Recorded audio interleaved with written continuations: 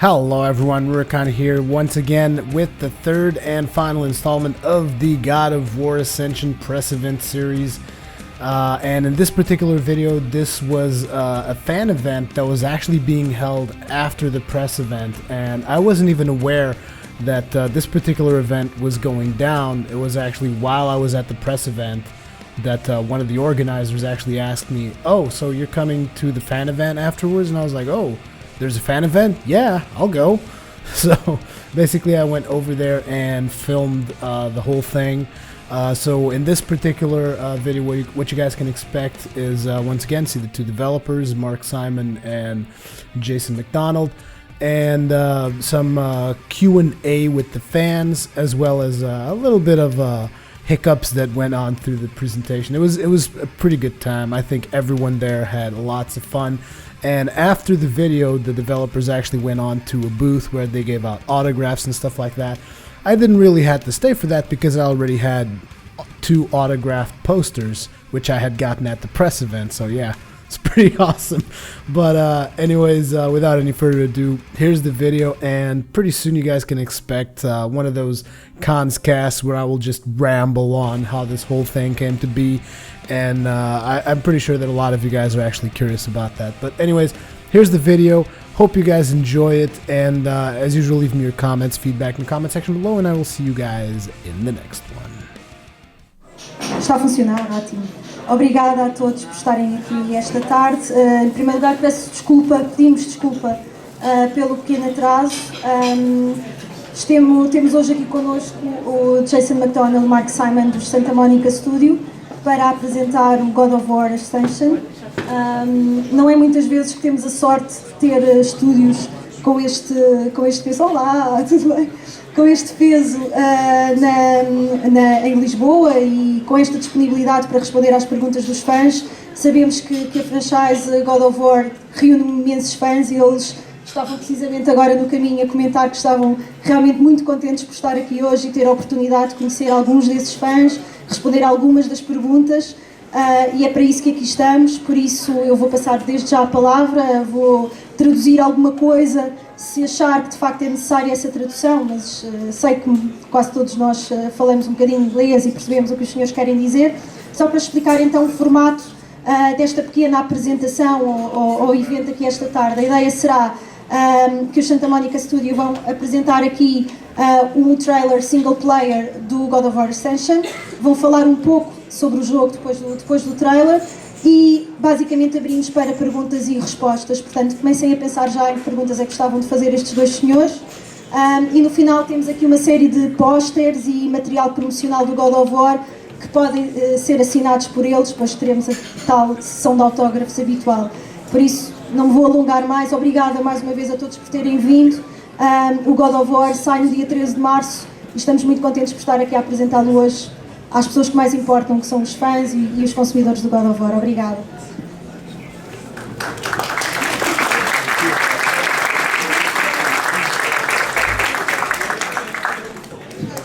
Thank you. My name is Mark Simon. I'm the lead game designer for God of War Ascension. And my name is Jason McDonald, the lead combat designer on God of War Ascension. So you guys, you want to see some God of War? All right, that makes me feel good. I was wondering if I went to the right spot or not. So what we came here, we're just 2 people, but there's a lot of people that work on this game. There's 150 to 200 people at our studio, and they poured their heart into this game for the last 3 years. And one of the stories that we really wanted to tell by going back in time before God of War 1 and God of War Ascension is to tell a story of Kratos when he's more of a man, more of a human, and what that meant for the story. And rather than me standing up here talking about it, how about we just show you kind of what that's going to mean in this game.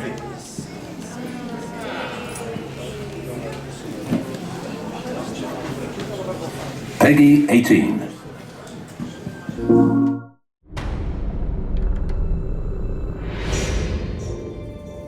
I pledged an oath in blood. And now my home. All that I loved is gone.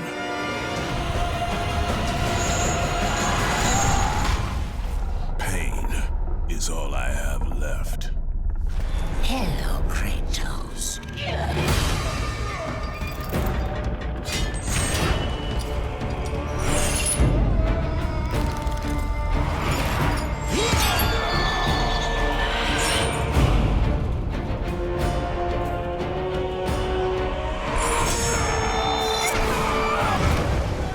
You have no reason to trust me, Spartan. I only ask that you try.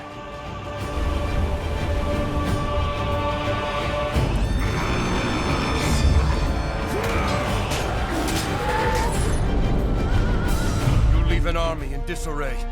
Return to us, General.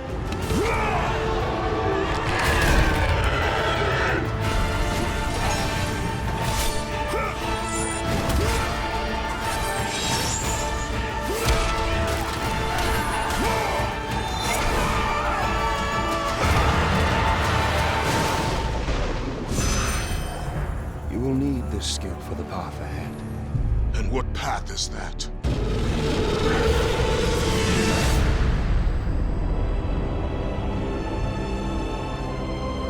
You will return.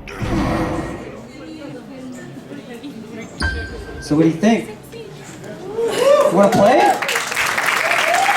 Right. Cool. So the story, a little bit about the story. It's the story before God of War 1, as I said. And what that means is Kratos made a deal with the devil when he pledged a bond to Ares. And quite simply, breaking a deal with the devil is pretty difficult. It means you're going to have to deal with some serious consequences. And the serious consequences in this game are going to be the Furies. And the Furies are no small feat to handle. They're the primordials, they're before gods. They have amazing powers. And we're going to find that breaking a deal with the devil is an incredible challenge. One of the things that we wanted to do was that we wanted to make sure that we took the player on an incredible journey. I hope you guys enjoy what we show here today. Like I said, we have many people at the studio that craft this, and we'd like to show you a little bit behind the scenes and all the work and some of the people and a lot of the leads that couldn't be here today, and explain a little bit of what goes into making God of War Ascension.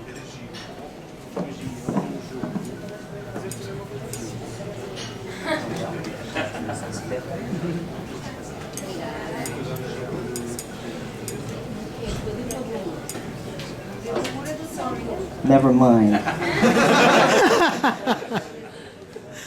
So, this is the part where I try to figure out what to do next. Well, nós esquecemos de trazer este trailer que eles estão a falar, peço desculpa por isso.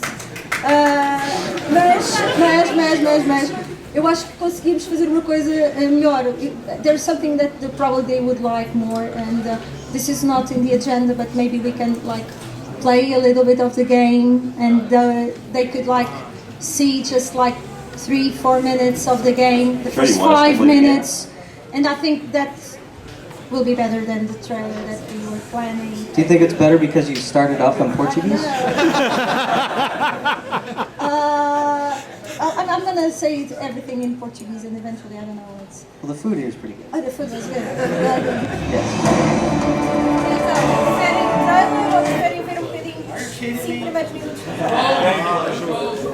Both? We can have both. You have to choose. Like everything in life, you have to choose. Don't take this from him. You guys are in charge here. There's more of you. Who wants the game? Who wants to see the game? Who wants to see the same trailer again? The same. Wait. I couldn't hear you. Who wants to see the game? Come on. All right.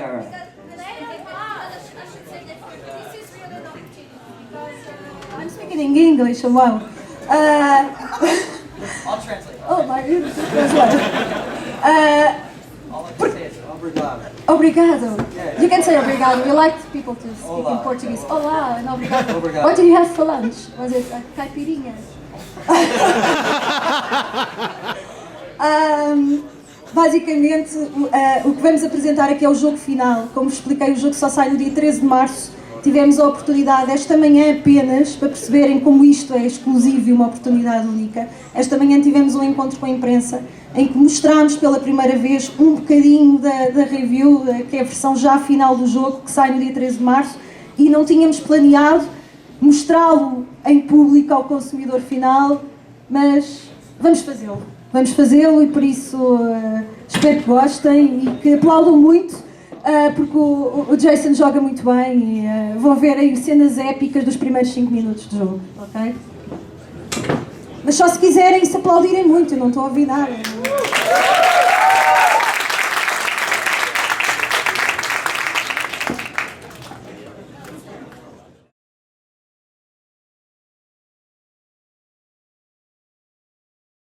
Peggy 18.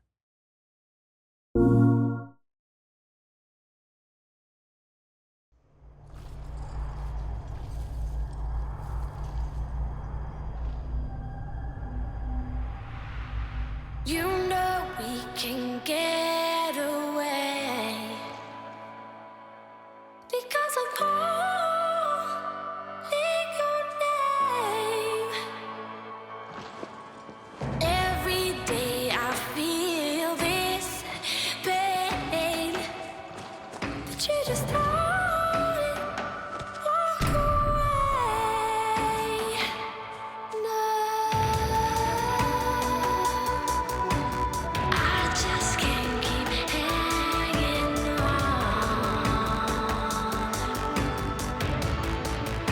to you.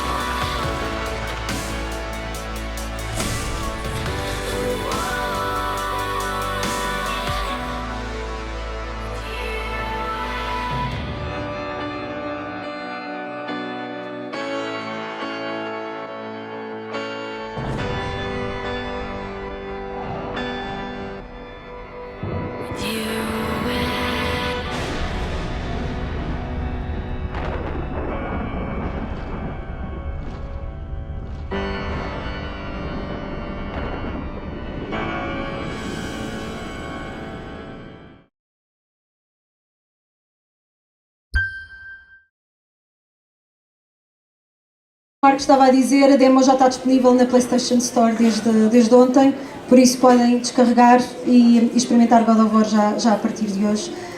E o jogo, como vou voltar a dizer, sai no dia 13 de março, portanto daqui a basicamente duas semanas.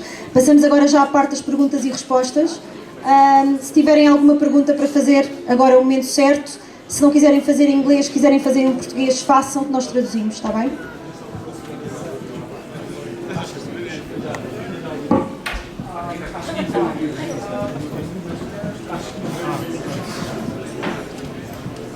Hi.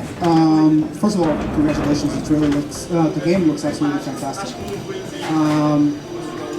I just wanted to ask two questions, if I can. The first is, with the recent announcement of the PlayStation 4 and other flagship titles of the PlayStation 4 as release titles, like Killzone and Infamous, why release this game now and not wait until the PlayStation 4 is out to join that initial lineup? And secondly, considering the introduction of multiplayer, I think some people may be concerned that some of the single player will have been sacrificed in order to, in order to make the game accessible, pretty much. As some games, when they introduce multiplayer, it kind of like loses some of the touch of the original, like we saw recently with Dead Space, where they introduced co-op and all the horror went out the window. So that's pretty much it. And again, congratulations. And I still don't have the trophy after your name on the first game. If you could give me some pointers, that'd be awesome. The speed of Jason McDonald. I'll take the first one. Jay's going to take the second one. So, the first one. What was the first one again? Why release the game now instead of joining the initial lineup? That one. All right. Well, you know, we started developing this game 3 years ago, and the sole focus of our team has been for PS3. And one thing I'll say about the PS3 is there's a lot of PS3s out there. and I myself have one, and I'm excited that there's a bunch of games coming out for it right now. And I'm glad that our team solely focused on that, because that's been our, once we concentrate on something and you put our minds to it, we're able to accomplish great things. And we made a game on the PS3 already, and we had a bunch of new tools and new tech that went into this one to make it even better. And I think that you're going to see that this is like a signature title for the PlayStation 3. And as for the multiplayer, maybe sacrificing some of the single player in order to do it, we wouldn't have done it otherwise. I mean, I hope what you saw there shows that we're not sacrificing single player at all. We knew that single player is our bread and butter, and we also know that's what the fans know and know about our game. So we're not going to sacrifice it in order to do multiplayer. The reason we did multiplayer... Some of us have no friends, the problem lies with that. You can play against anybody, so... the reason we added multiplayer was just to add more content to the game, really. Typically people play a God of War game, they get through the story, they like it, and then the game ends right around there. Multiplayer, you can play as long as you want. You can play against your friends, play against anybody if you have no friends. And the whole point was to have the same satisfying combat that you feel right there forever against your buddies. And I think you all enjoy it. As for the speed of Jason McDonald, I don't know, man. I just got it, so.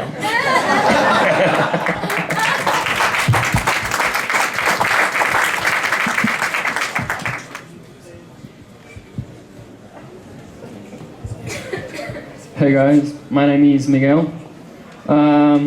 My question is, what sort of challenges did you face when designing what is now considered the 6th title in the God of War series, and how do you strive to keep ideas fresh? Well, it starts with a pretty amazing team. So we have about 30 designers on our team, so our designers are incredible, but we also have a big staff, as I said, and a lot of the ideas that you see are presented to you, they come from 1,000 ideas to start off with, and they come from everywhere. They come from VizDev, they come from animators, they come from level designers, they come from sound designers, programmers. Everyone chips in ideas. Greek mythology supports a lot of great ideas, places to go, enemies to fight. And Todd, our director, and Marianne, the story writer, they had a story they wanted to tell with this one, and the team had a story that we wanted to execute on, and I think that you're going to love it when you get your hands on it. And it's not easy either. I mean, it is a challenge. We made a lot of God of War games, and making a new one, you're always trying to see what you can do next. Like, for example, there you see Hecatoncheires, which is a Titan-sized enemy. He's got multiple limbs. When we first talked about this, because Greek mythology is that he's got a lot of limbs, a lot of hands. We're like, well, what's going to be fighting you? Like just a bunch of these, like slapping you? So, as you said, we have a great team, and that's what brought the concept that you see there, the concept of Megara, which was that fury, kind of bringing Hecatoncheires to life, which will continue to happen throughout that fight. Everybody on the team is a gamer. We all play our own game as well, and we're not going to let anything out there that we're not proud of. Thanks. Can I ask another one? Yeah? Okay, thanks. My other question is, what other games or other forms of media do you draw inspiration from? We watch a lot of Spartacus. Watch 300, watch Gladiator, watch a lot of movies, play a lot of games. Like Jay said, we play a lot of our own game. Especially with multiplayer, we play a lot of our own game against each other now, which is pretty awesome. It comes from everywhere. He loses though. So. But it's okay though. Like you said though, it's like we draw inspiration from everywhere really. Everybody watches tons of movies, watches tons of TV. The goal of this game is always to make it as cinematic as possible, and we strive to do that every time. Thanks.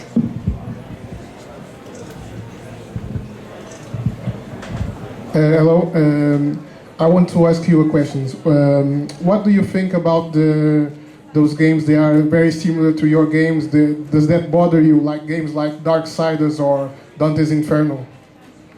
No, actually, it's pretty awesome. A couple reasons why. First of all, I like playing those games, so the more the merrier. I'm flattered, you know, if they look at our designs and they want to use them. But more importantly, our combat designer that worked on multiplayer worked on Dante's Inferno, Vincent, and then Quentin worked on Darksiders, original Darksiders, one of our level designers. And I think that just like everything, I think I'm a fan of games as well, so if more games come out like that, there's more for me to play. Yeah, and I think you know, it's a small community of developers that actually make this type of game. So whenever one comes out, as he said, is like we're playing each other's games. We actually enjoy it a lot. Hey. I've got two quick questions. The first one is, what was the shortest time it took for you guys to finish the single-player campaign? Not just both of you, the whole team. And the second question is, how funny is it to watch TC Carson do his thing? Because he's a scrawny little man, and then he pulls out the Kratos voice from inside. Must be pretty fun, right? He's got a good model, though, right? We don't. You know, TC Carson. He's been Kratos since day one, and he voices him well. It's been nice. I think in this game we got to see him do a little mocap, little acting of it, which is pretty cool, rather than just use his voice. And he puts his heart into it, and that's awesome. Totally respect that. What's the other part? And I think you asked about how long it took us to do this game. Oh, the quickest, yeah. Oh, to play it. Oh, I actually don't know what the quickest play test. Yeah. Our last play test was 10 hours. Yeah, like it was actually pretty long. So yeah, and that was the fastest. Yeah, we haven't tried to race through it ourselves yet, but. And I don't know why you would race through it. You need to like absorb it slowly, enjoy it. It's not a. If you're wondering if we didn't give you the full experience, we definitely give you the full experience. Yeah, I mean, like you said, in all the testing, the hours that were coming back were much longer than God of War 3 actually. So. We're happy with the result. Hi. Two questions. It's so weird the sound comes from everywhere. You know? It's like I'm talking to the Oracle. God of War has been known to be a single-player game, and my question was, what was your biggest challenge in bringing it to the multiplayer scene? And the second question was, since we've got the multiplayer now, it's kind of a battlefield. Will we get to see in the future a game like a co-op where we can play like Kratos' sidekick or something like that? Would you want to be Kratos' sidekick, or would you want to be Kratos?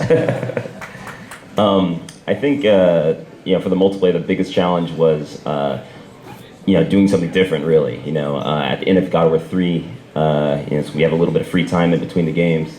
You know, we did some tests and we put a couple of Kratoses in an arena together just to see how that felt. And at first it felt, you know, we were like, okay, can't do this. You know, Kratos is too crazy. But then we made some tweaks to it and we put it out there again and had more of the team play it. And what we saw is that a lot of people were playing it for a long time. We have these walkabouts where we look at what's going on in the studio, and people that were going, you know, to where we had the two Kratoses fighting each other, they were staying there for a very long time. And I was just going to say beer is involved. Yeah. Drink a little bit of beer. But, and then, so when we saw that, we were like, we have something here. You know, we just have to make sure we put the God of War spin on it. So we knew that, you know, two Kratoses in one little arena wasn't going to do it. So the goal of multiplayer was always to bring that scale that you see in the single player to the multiplayer. And in the open beta content that we showed a big level with 8 players in it that can all kill a Cyclops. The team strategy in terms of being able to do that and being able to win that match. And there's lots of things to do to win. You don't have to be a combat master. You can you know, open chess, earn favor in other ways. And we just really wanted to create something that a lot of people could play in many different ways and still have a good time. So for the other part, but I think you're kind of hinting at. We've got 4 modes, right? And what we've shown in open beta is we've shown Team Favor the Gods, which is 8-player. And then we also have Match of Champions, which is like 4-player free-for-all. And then we also have CTF. And then we have another mode that we haven't announced yet. And on March 13th, when we release, I hope you pick the game up. Hi. This question is for Jay. You've been in the development of nearly all God of War games since the first one. You were a sound engineer, right? That's good. Yeah. So I still haven't played the third one, unfortunately. I was replaying the HD ones so I could stay up to date with what's happening with the third one. But I've noticed all the differences from what I've seen from the second and third one to this one in terms of combat. And my question is, what was that thing that you shown to your previous lead and said this is what I was talking about? You mean for this game in particular? Yeah. Well, I think one major thing we added this game was that rage system. And it's the idea of that, when Kratos is fighting, he actually builds up a bar that you can use right away and take advantage of it. In previous God of Wars, we had a god meter, which would trickle up as you played multiple fights. And what people would do is that when it finally filled up, they would just save it because they're like, well, I'm going to save this until I have a hard fight or a boss battle or something like that. And this game, we wanted to provide something that you could actually use more often and feel more enjoyment out of.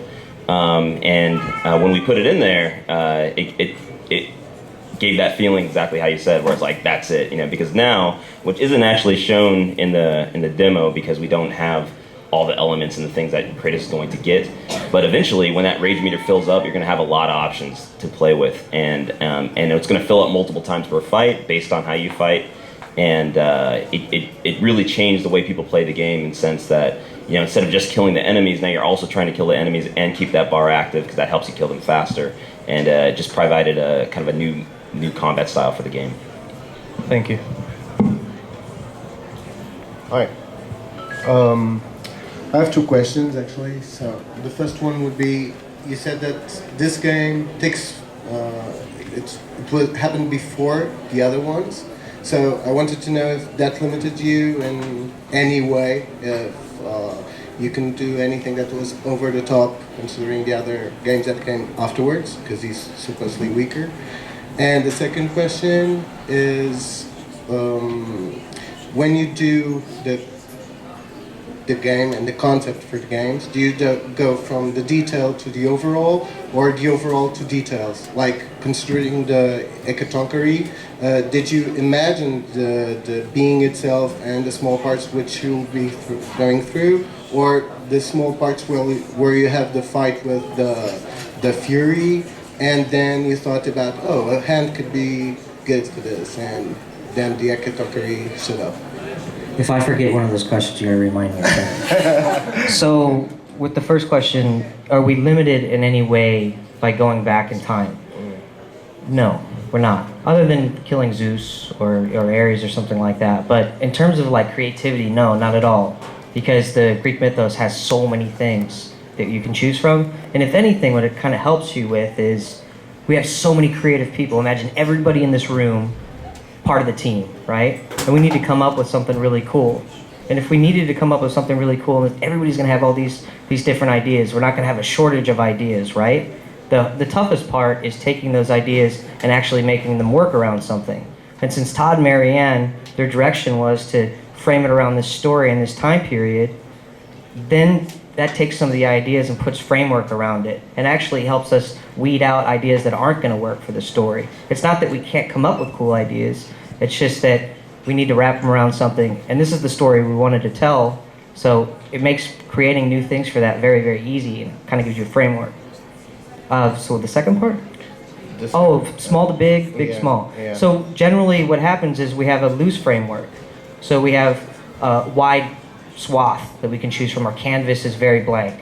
And we start with maybe some ideas that are really, really detailed about what we want to do, or we start with some ideas that are very, very broad. And then as we develop the game, you start to fill in more detail in the areas that are less detailed, and you continue to iterate on it. And the key to, I think, making a AAA game is making sure that you have enough time to continually make iteration on things. Make sure you have people play it and then get their feedback from it and make changes and make it better. And you keep doing that until essentially they rip it from our hands and we can't do it anymore. And part of the fun of working on this project too, especially people that have been through all the God of Wars, is that there's always something you didn't do. It's like there was an idea that came up, like God of War 1 didn't do it, God of War 2 gonna do it. Same thing from God of War 2 to 3, 3 to Ascension. So there's always little ideas where you're gonna go back to it if you can. And as Mark said, there's always a broader story and things that you need to fit it into, but there's always lots of ideas to pull from. Yeah, a little tidbit on that. That's a really good point. In the demo, you guys didn't see it yet. If you get it and you play it, or you play it in the game, there's a section where you're fighting against Hecatoncheires that we really, really wanted to do in God of War 3. We had it prototyped, and it was awesome, but we didn't have enough time to get it done, so we put it in this game. Hi. I also have two questions. Being the first one, you guys were working on a first-person project of God of War. At least there were rumors. But the only thing we ended up having was first-person sections in God of War 3, also in Ascension. I want to ask you guys, what was the weirdest thing you guys did in first-person that ended up not working at all?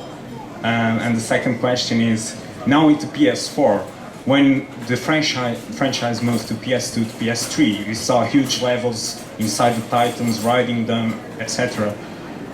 What is the limit in PS4? Do you guys have any idea for concepts? Something you can share? Well, with the PS3, I mean, we thought we knew its limits when we did our last game, and then we moved on to Ascension and we pushed the boundaries even further. We rewrote the render, and the render became crisper and faster.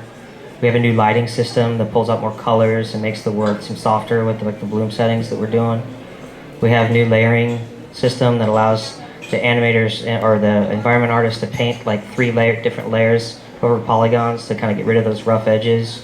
We added IK. We added animation blending system that allows Kratos, when he's climbing on walls, to his hands to move properly and his arms to move properly independent of his waist. His hands line up with stuff because of the IK system. Multiplayer, we added an avatar system that allows to have the weapons to have stats and change your animations based on which weapon you're using. You change the palette of skin on your guy. So if you give a team with a lot of talent enough time, you'll push the boundaries further than you thought you can push them before. And with the PS4, it's one of those things where it's nice to dream about all the cool stuff we could do on the PS4, but right now we have multiplayer and we're continuing to work on it. So even when we release, we'll be worrying about that. We'll continue to develop content for it. We're going to continue to talk to our community of fans about it and tune it and make it better as we go along. Regarding the first person... the weirdest thing? Yeah. I'm trying to think. Do you think of one? Yeah, we never did a sex meta game in this first person. I know what you're getting at.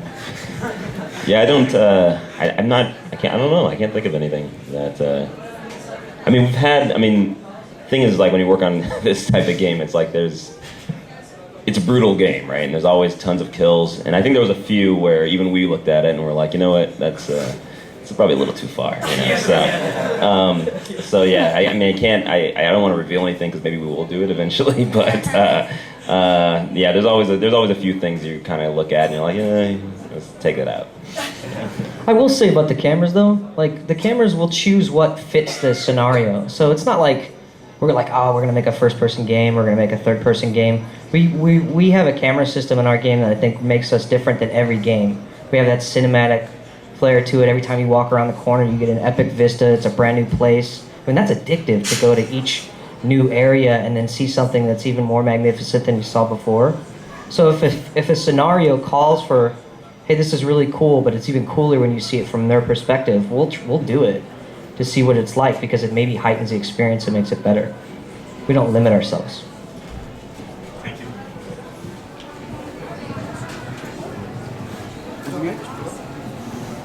Anyone else? Anyone? Hi, it's me again. You did mention that you will plan to continue supporting multiplayer. So are we talking about the usual stuff like map packs, skins, season passes, or do you plan anything a bit more ambitious than that, than what we're used to seeing on the PSN, that is?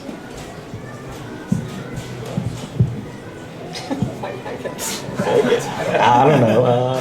No, I mean, yeah, we're gonna release extra content like arenas, and we're gonna have extra weapons and skins for those weapons. We're gonna have extra armor that you can get. But as far as I'm not sure if you're the last part. Well, I mean, we can't. I don't want to reveal the things that we're planning right at this point. I will say that you can guarantee that we're going to be tuning and balancing. That's the number one.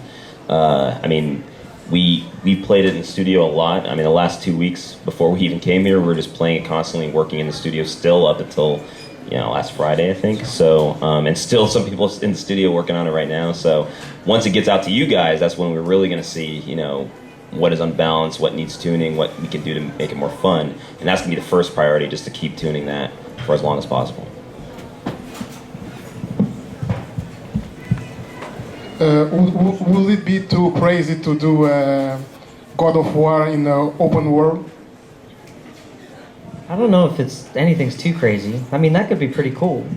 I would say that that's our specialty. Right now we take you on this guided tour, and where the camera is always kind of pointed in the right direction. And I think that's the style of game that we deliver in our single player. So if we tried to move that into the open world, we might lose something if we try to do something like that. We might lose that cinematic flair. We might lose that guided story, that narrative that we're able to tell. You could probably do it in a different kind of game. I could see that idea. But God of War, what we do, we definitely have a very scripted sequence so that we can give you the best, bang for buck every second of the way. You will show us a new God of War in the E3? You mean in a couple months, a new God of War? Man, you guys, crazy. No. Yeah, we will not be showing a new God of War that fast.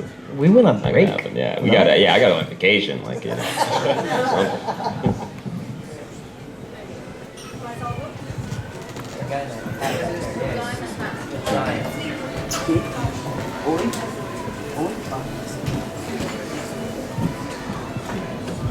Hi. There will be any continuation of God of War 3?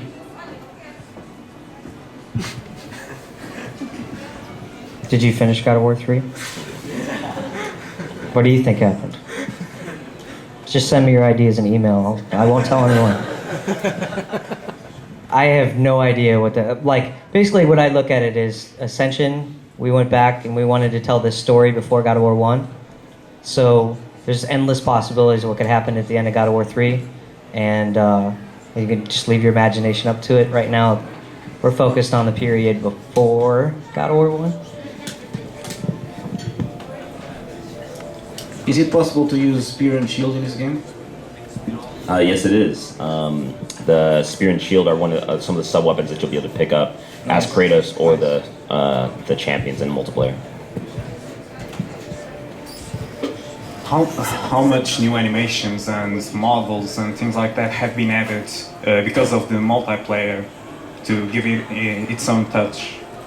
No, I mean, in terms of that type of content, this is definitely the biggest God of War we've ever made. I mean, you look at one of the weapons in the multiplayer and the abilities that you can have. You have multiple magics and multiple god abilities, and the weapons themselves have different special moves, and there's tons of those.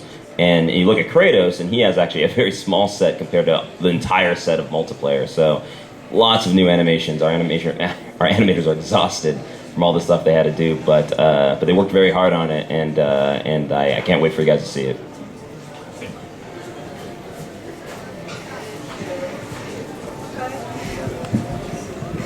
Ok, então, se não há mais perguntas, terminamos esta parte. Nós temos uns pósteres que podem ser assinados pelo Jason e o Mark. Temos uma área aqui fora já, porque basicamente atrasámos e tivemos muitas perguntas, o que foi fantástico, mas vamos ter que sair daqui agora. Por isso vamos ter a zona da sessão de autógrafos mesmo aqui ao lado fora do fórum, está bem? Se quiserem ir andando para lá, vamos ter lá pósteres para ser assinados. Até já.